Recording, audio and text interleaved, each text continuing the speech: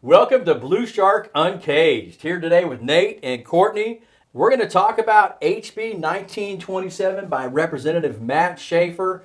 Did a great job presenting that on the House floor over 7 hours. It was like running the gauntlet. It was. Yeah, it was. Briscoe Kane, Representative Kane, did all the points of order and helped out. So what a great job in the House. Yeah, this has been a long time coming for Texas. We've waited for a while now for someone to step up to the plate like we saw with all our representatives that worked hard to get this passed. So good job. Yeah, The Freedom Caucus, man, they're just killing it right now. they are. They're doing a great job. You know, the vote was 87 for, 58 against, and 2 present no voting. That sounds like we might have had a couple Democrats join in on that vote, didn't we? We did. You would be right. 7, right? Yeah. Yeah, we only had 1 Republican vote against it. That's Morgan Meyer.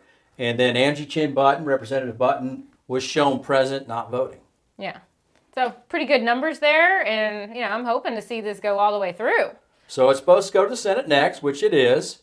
And we've heard some things out of the Senate that's kind of unsettling. So the rumors we're hearing from people down at the Capitol is that the lieutenant governor might be putting up some resistance to this. I hope that's not the case, but... Yeah, where is he at on this? I mean, Texas is supposed to be the leader in issues like this, and this is already passed in 18 other states. 20, yeah. 20 other states. Like, come on, where And are we Texas at? has to be the 21st. They should have been the first, right? Yeah, should have been. Should have been. But once again, hey, it came from the House. Great job, Matt Schaefer and all the reps over there. Oh, yeah. It's in the Senate now. And like you said, where is Lieutenant Governor? And I've heard there's 3 other senators that are Republican that if you're in their districts, listen up, folks. Jane Nelson, Senate District 12.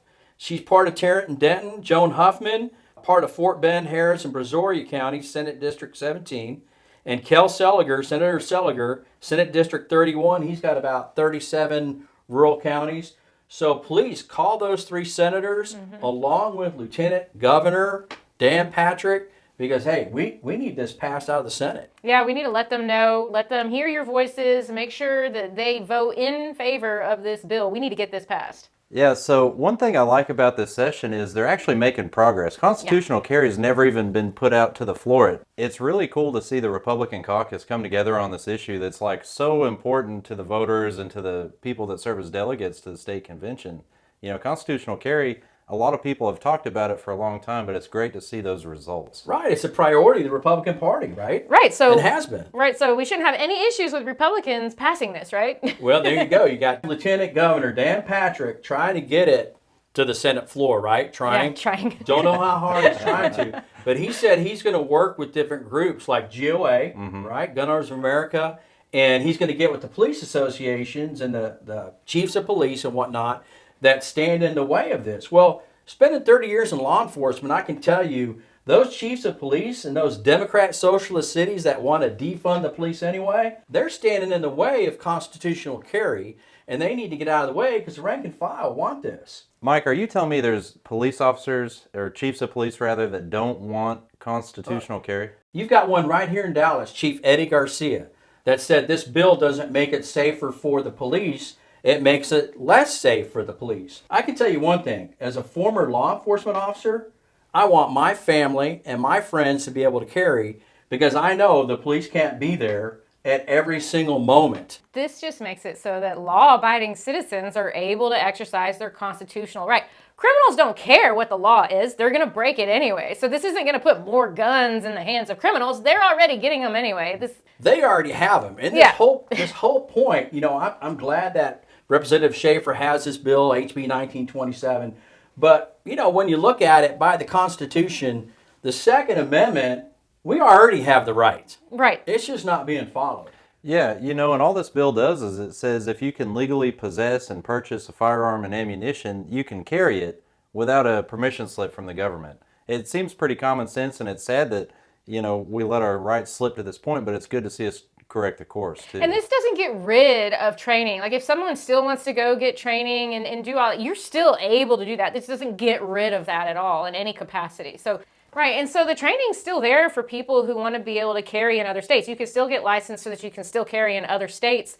That training's not going away. So it's kind of a moot point in my opinion. Right, and all these doomsday people saying, oh, there's going to be shootouts in the street and it's going to be Wild West. Like the OK Corral. Yeah, where's it been in the other 20 states, right? Right, exactly. And remember back in the 90s when we had concealed carry and all that came out, everybody was afraid, and it's going to do nothing. This is our constitutional right that we have that's been taken away, frankly, by the government, and this bill helps us get back on track. Yeah, Mike, no bill's perfect. And I'm just so proud of the Republican caucus. They don't cover the 18 to 21-year-olds right now, but I will take that 90% results over 0%. There was some debate back and forth. Oh, they should have included the 18 to 21-year-olds. This is most assuredly a step in the right direction. So let's go for it. Let's get this passed. Make sure you reach out to your senators. If they're Republican, this is a Republican priority, so they should be voting for this. And Lieutenant Governor Dan Patrick, man, step up to the plate. Get your senators in line, remind them of the oaths they took, and remind them that they're Republicans and they need to vote for the priorities.